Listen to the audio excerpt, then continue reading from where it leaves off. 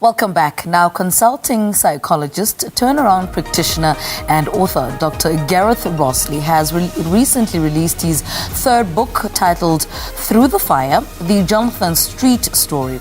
In this book, Dr. Rosslee investigates and narrates Jonathan's life journey of wild youth and fighting, bloodshed, drugs and alcohol-fueled episodes, being sentenced to 24 years in the local penal system and spending time in Sun City, Zonderwater Correctional Facility, Pretoria Central and Boksburg prisons.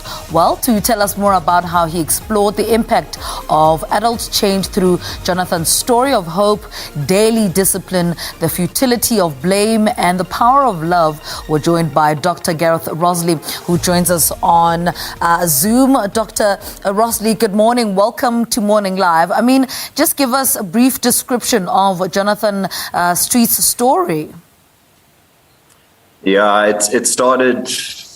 Good morning, Lebo, morning everybody. It started about 15 years ago when I followed his case. I followed it closely through radio and news reports, and it all started when I read about a tragedy at a well-known eatery in Kyalami where I worked close by, and my then girlfriend and I would often go there for dinner or drinks, and to learn later on that a tragedy took place there where somebody lost his life. It was disconcerting, and so I followed the case through the different wires and news outlets, and I learned about Jonathan and his story. He was involved in that tragedy. He then skipped the country, and after the others who he skipped the country with returned and were acquitted, he returned after a year or so on the run, and literally about 26, 27 hours before he was due to be acquitted, he got involved in another tragedy in a strip joint on the eastern side of Johannesburg where somebody lost their lives, and he was sentenced to 24 years in the local penal system, as you said. Fast forward to just the start of COVID, and I was handing some books out, my other works, to some people at a friends of mine business, and one of the ladies came up to me and said, "Oh, you're an author?" And I said, "Well, it's a hobby. It's a kind of a midlife thing, and I really enjoy writing." And she said, "What do you write about?" I said, I write about good news stories, works that are constructive and hopefully helpful to the broader audience, and it needs to be practical and useful. But above all, it needs to leave people with a sense of hope and encouragement." And she said, "Wow, have I got a story for you?" And so I said, "Tell me about it." And she said, "Well, my husband has just been released from prison." I said, "For how long?" And she said, 13 years. And I immediately said, "That's murder," working out that you could be released after more or less 60% of your 20-year sentence. And I said, "That's murder." And she said, that's right." I said, "What happened?" She said, "Well, he was involved in a fight in a bar, in an eatery, in a restaurant in the northern suburbs in Kyalami, and somebody lost their lives. He skipped the country." And before she could carry on, I said to her, "That's Jonathan Street." Yeah. And she said, "Well, what else do you know?" And I said, "Well, I know that he was due to have been acquitted. He got involved in a brawl. A person lost their life. Somebody was shot. And I know he was sentenced to 20 odd years in prison." And I could remember this story vividly. He lived around the corner from me. He went to the same school that my cousin had been head boy of. I remember him being a bouncer, and at the places I hung out at the time. And I felt as if I kind of knew the guy. And so she said to me, "Do you want to meet him?" And so we met on a nondescript Saturday morning. He'd been out for 3 months or so, and we started chatting. And we had a couple of meetings, and I said to him, would you be keen to write this up? Because it's such a good news story, despite the tragedies, and I don't discount the tragedies in the work. What happened was tragic and horrible. And I talk into that, but it's not a Mandy Wiener type work which goes into the detail. It's more so about his redemption and his change.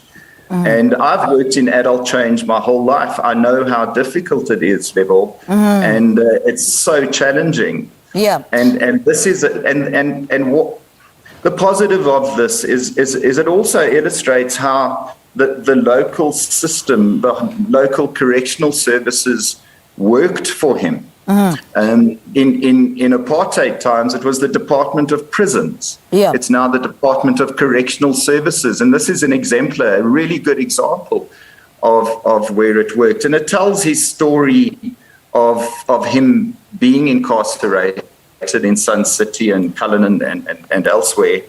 And his redemption, his change, his story of hope, and what he went through, finding his faith, continuing education, using the resources that the correctional services offered to him, his release, and then meeting his wife, Chrissy, 5 years before he was due to be released. And in my second writing, I rewrote this thing 3 times. My second edition, if you like, my second write, her role and her transformation and what she went through falling in love with an inmate and her process around telling her family, her mom, her dad, her twin sister, and her broader, her circle of friends, that she's in love with this guy who murdered somebody and was and still had 5 years left in prison. So it became her story as well. So the middle part of the work, but the first part is really what happened and a build up to what kind of character he is, because I guess some of the readers don't know him. They might be too young. This did take place 15 years ago. So